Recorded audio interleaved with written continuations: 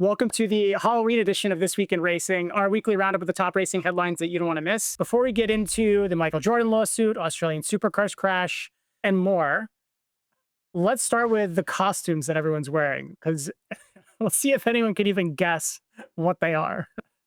So what are you guys? Like, I fear just the fan, but I mean, I brought out, championship contenders right here. And then, of course, the best race of all motorsport series, the 500, in my humble opinion. So, had to show up as a fan. That's the costume this year. I was thinking the same, Claudia, but I'll say I'm a volunteer. So it's slightly different. But I've got my 24 Hours of Daytona hat on and my IMS merch. I agree, Claudia, best race of the entire year. But yeah, I'm a hardworking volunteer because they don't get enough props for all of the races, for everything they do at those events. All right. Well, can you guess who I am if I turn sideways and look disgruntled at the camera like this? I feel like you're just going to have to reveal it. I was trying to go for Toto Wolff, but I fear it doesn't work. We got the inkling that might have been it. The Bose headphone, the Mercedes kit.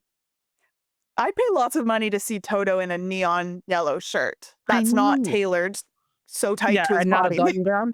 Yeah. Yeah. Well, Close. Toto didn't respond. I was asking to borrow one of his, and he didn't get back to me. So, Logan, Claudia, we got a lot to talk about after the emotional roller coaster that was the Mexican Grand Prix. I know. What a weekend. I feel like, not gonna lie, the last couple races have been kind of boring. Like, I've put it on and then tuned out after lap 5 or 6 when things stop happening. But this was a wild one. Championship update. Lando now leads. Crazy plot twist that I think maybe nobody saw coming before the summer break. It was all about Max Verstappen getting, his rolled back last week, and now Lando's leading the championship and could win. What a crazy turn of events. There's lots of convos happening about favoritism in McLaren, which one of them is going to do it, if McLaren's going to win the Drivers' Championship, period. What are our thoughts on what happened this weekend? Well, Lando also didn't just win. He dominated the race. He had, what was it, a 30-second gap to the next driver? He wasn't even out the race. He was just, he was coasting. Yeah, he was on a Sunday stroll while there was chaos behind him, basically. Yeah. But that was Max Verstappen performance, if I've ever seen one. So he's definitely making a statement. He seemed so comfortable. He had a perfect race. It's definitely interesting. I would love to know what Oscar's been thinking right now. I think this would definitely be something that would get in his head. I think he's been able to focus and kind of stay eyes on the prize. But losing the championship lead after he's held it for so long, that's got to definitely hurt. And like I said, get in his head a bit. So I don't know, but I'm getting nervous. Yeah. Oscar, it feels like it's slipping away. I mean, it's only been a week since we last talked about this, and already just the sentiment continues to get worse and worse. And Lando, the booing was pretty interesting at the end of the race, watching people boo him from the stands. There was some commentary online that I read that it's because he wasn't as integrated into the whole Mexican atmosphere like some of the other drivers have been, like Pato, for example, at McLaren. But I don't know if I buy that. He's had plenty of time to make fans in Mexico as well as anywhere else in the world. I think people are just a little bit frustrated by this whole papaya rules thing. Yeah, I know. I feel like everyone's jumped on the Lando hate train, unfortunately. I'm not sure why. To be fair, though, my hot take is booing in sports is not that bad. I don't think we should be, bullying people. That's obviously not cool, but people boo in soccer all the time. It's part of the atmosphere, I fear. I don't know. They fake your injuries every 5 minutes. That's when you're the person that's being booed at, but sometimes a little competition is not that bad. Oh, look at Ask Denny Hamlin, right? We've had that before. He leans into it. I mean, if you're in the number one position, you're obviously going to catch flack or catch strays. That's what's going to happen. I think for me, it's because Oscar was so cool as a cucumber the whole start of the season. He just kept his head down, kept going, and he ended up taking the lead.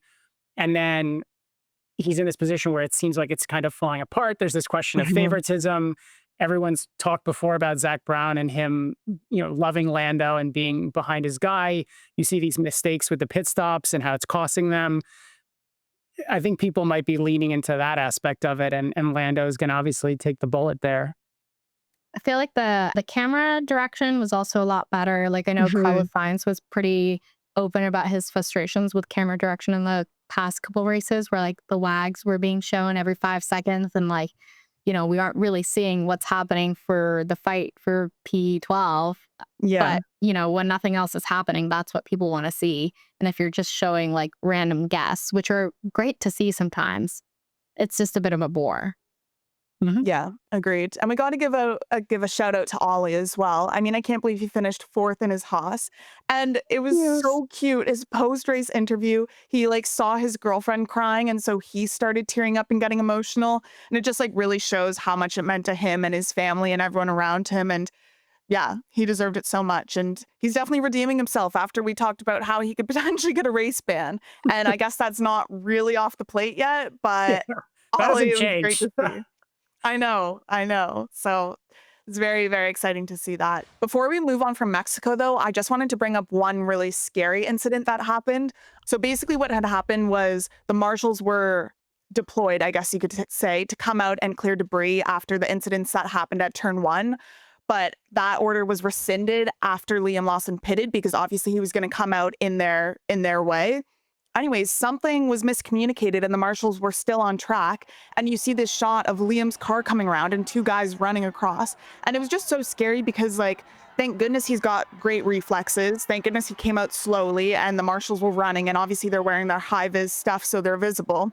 But something so terrible could have happened. And I think this just goes back to the conversation that we've had numerous times throughout this series about like the different calls that stewards have made, why they're not on time, how come there's still so many miscommunications, and why in this day and age, a safety risk like that is still a possibility. So I don't know if you guys saw that, but it really freaked me out. And Liam even said on the radio, excuse my language, but he goes like, I could have fucking killed them. Yeah, this is where I wish they would film those driver meetings again, so we could see what they're talking about and, what they're bringing up as just concerns generally for safety standards. Like you'd think they'd have this stuff together, especially when people's lives are at risks. So I don't know, that was pretty awful to watch. It's good that they're saying that they're going to investigate the situation, because I feel so many times there's a mishap like this and it kind of just gets swept under the rug. But this one was very dangerous. And it made me think of the incident too with Pierre Gasly and Suzuka a couple years ago when the weather was terrible. And I can't remember exactly who crashed, but they had the crane out, like getting the car out of the way, and the cars were still on track. Visibility was so bad, and Pierre was kind of freaking out because that's how Jules Bianchi died, was they were removing a car from the track. They didn't communicate that to the drivers, and so they're still going around at their regular speed. And it's ridiculous that in the era of technology and everything, when you can have radio messages, you can have this stuff on their dashboard, on their steering wheel, that all of these things can sometimes go missed. And honestly, just make the call, right? Because the outcome is exactly what Liam said, which is you kill someone or you hurt someone pretty severely. Like, just make the call. And Max had a quote at the end of the race talking about the safety car because the VSC basically threw away any chance he had of overtaking Charles. And he was saying, look, sometimes it's in your favor, sometimes it's not, effectively. So I think everyone understands it if it's done with a certain procedure and structure. Last week, we asked you guys who you think is going to win the championship, and 60% of you said Max Verstappen, which is hilarious because he literally has not been leading at all. But I think he's definitely coming down to hunt down the McLaren boys. So that's not out of the realm of possibility. This week, we want to know if you guys think that the stewards handled the race correctly. Yes, no, maybe. But leave a comment and let us know. And don't forget to subscribe for more episodes like this. So in our next story, we're going to spend some time talking about the Michael Jordan lawsuit, which we've alluded to or talked about very briefly on past episodes, but is definitely worth digging into because, to quote a famous artist, this shit is bananas. It's actually wild, the amount of stuff that's been coming out of it. And so I thought we'd talk a bit about it by playing a little game, if you guys are up for it. Okay, bring it on. Right. Before we jump into the game, the high level context is basically that Michael Jordan and Denny Hamlin, who own 2311, and Front Row Motorsports have filed a lawsuit against NASCAR over its charter system. Their primary concerns are that they're looking for more permanent charters. They want a greater revenue share. They're looking for more control, arguing that NASCAR is a monopoly. And so it's this pretty ugly battle that's been going on now for over a year, and that is going to be heading to court in the next month or so. And so I thought it'd be great to update you guys on what's happening by going through a game I call Real or Fake. So I'm going to show you a series of quotes, and you're going to tell me if you think they are real or fake. Number 1, charters must reflect a middle position or we are dead in the water. They will sign them, but we are fucked moving forward. I feel like Real. it's pretty believable. Yeah. Real. Who do you think said this?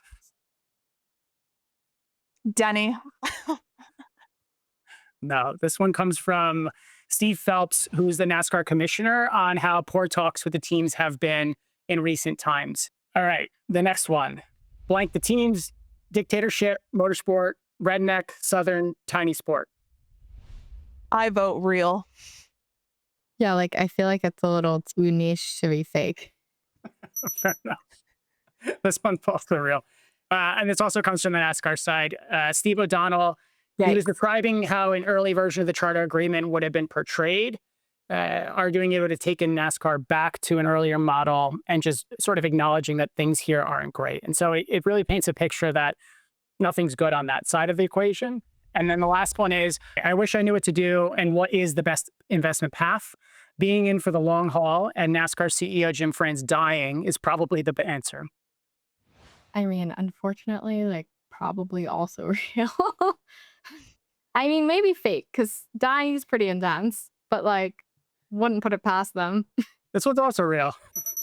Also, it comes from 2311. President Steve Lawletta, who was responding to Denny in some of their earlier exchanges. So, yeah, not really the fairest game because everything was real, but it paints a picture of what's going on. And the most recent reason that this has come up is because as the trial gets closer, the teams and NASCAR are basically agreeing to the rules of engagement, so to speak. There are things that they can or cannot talk about. They've outlined a couple of those things. And one such thing that they laid out is that they're not going to talk about Brian France's departure or why he was or has departed from NASCAR. For those who aren't clear, Brian France was NASCAR's chairman from 2003 to 2018, and he left over a charge for a DWI in Sag Harbor. He's also the nephew of the current NASCAR chairman, Jim France, and the France family owns NASCAR. So if that's one of the rules of engagement that comes up, it's really thorny. So that's my crash course on the thing. But what do you guys think of the whole situation? Yikes. Like pretty much. First of all, Michael Jordan's got a lot of time. Like for a man that I'd assume is really busy, he's heavily involved, which is great to see. Like good to see other, sports figures getting involved in NASCAR and playing a part in that. I don't know. The whole thing just sounds kind of like a disaster. And also reminds me a lot about Succession. Like I don't know what's going on inside the France family and how they're handling the business. But yeah, it's looking bad.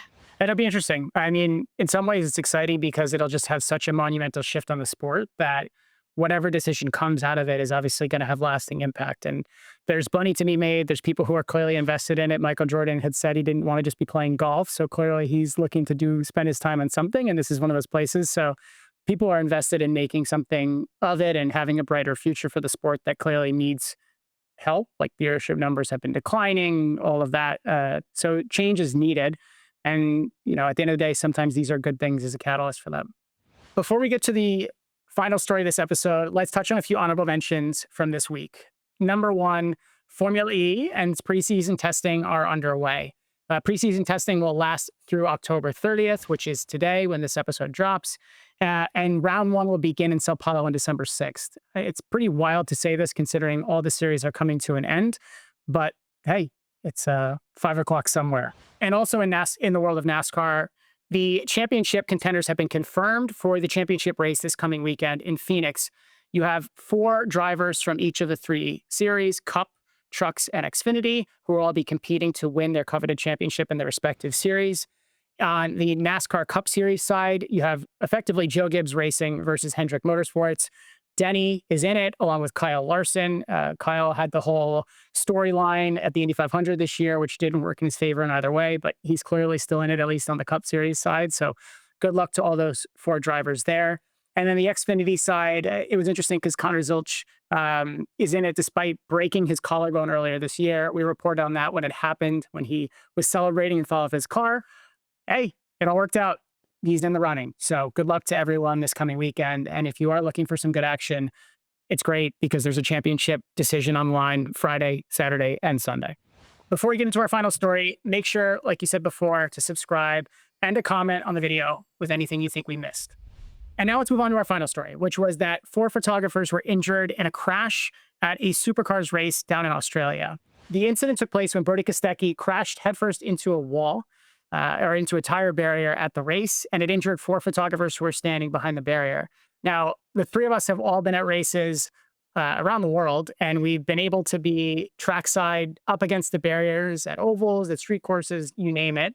And there have been moments where I've definitely thought about this, so we thought it'd be interesting to talk about it because, you know, if you watch on TV, you might see a crash, Lance Stroll crashing and driving around with 3 tires, but you don't understand that actually there's a lot of other people that could impact and have a very serious impact on.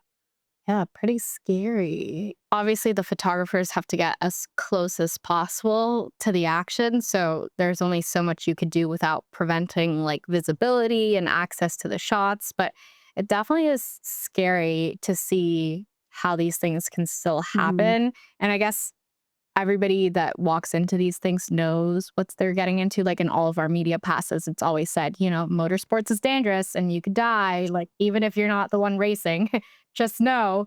So it's definitely scary and a good rude awakening, but an important one that like this stuff is serious and like people get hurt. Yeah. Like, firstly, thank goodness everyone's okay and alive and well and fine. Like, that's, like you said, so scary. I mean, yeah, we've all been in the positions where we've been able to sit trackside, get close shots, literally feel like the car is right beside us. And selfishly, I don't want that to change. And I know I probably speak for the majority of the photographers who go to these events because obviously we know that that risk is always going to be there. And it's like the freak accidents that happen. So I don't know. I think it's very scary. There could be more precautions, but at the same time, how much more can you implement without taking away that aspect that allows people to get closer to the action and do their job? I mean, even if they have it, like I was in Toronto. You guys remember when that tire exploded? I was just walking back, minding my own business. Like I wasn't even shooting through the fence and the tire exploded literally to my right. And like the bit of the debris hit my face. Like you just, unless you were blocking that entire wall off and you know what I mean? Like you can't block it there. And then there was the crash in Suzuka, right? Where the tire flew up over the catch fencing or whatever it was, the part of the car. At some point, you're not going to be able to trigger or to manage for everything. I think it's pretty safe, but it's just interesting for people to realize that like it's actually like this is serious. It's real. It's not made up. You don't go near the track. You don't fool around like leaving something near the edge of the fence that could fall in and get hit by a car doing 200 miles an hour. Like it's all dangerous. It's like baseball or hockey. A stray ball, a stray puck going into the crowd, like all of that is still a possibility. You don't think about that when you buy your tickets to go watch sports live, but that risk is always going to be there. It might be less so for other sports in comparison to a car coming at you at 200 miles an hour. But yeah, I think that they do the best that they can for situations. And I think like I feel safe and I think I enter the situations knowing that there's always going to be a little bit of a risk. But as long as you've got your wits about you and you're aware of where you're standing when the cars are coming, like, I don't know. I think we're in a day and age where everyone should feel relatively safe if they're attending these races. Like, stuff doesn't happen like this normally. But again, so happy to hear that all the photographers are okay, that the driver's okay. That is scary nonetheless, but I don't think that they need to be implementing anything more to reduce this because, like you said, you can't account for every single freak accident that could happen. No, just say thanks to every photographer whose photos you like because they are actually doing something that's a bit of a risk. That's it for today's episode. Comment below with any headlines you think that we missed. And while you're there, consider becoming a channel member. Members get early access to videos like this, bonus clips, and more. Thank you for watching, and we'll see you in the next one.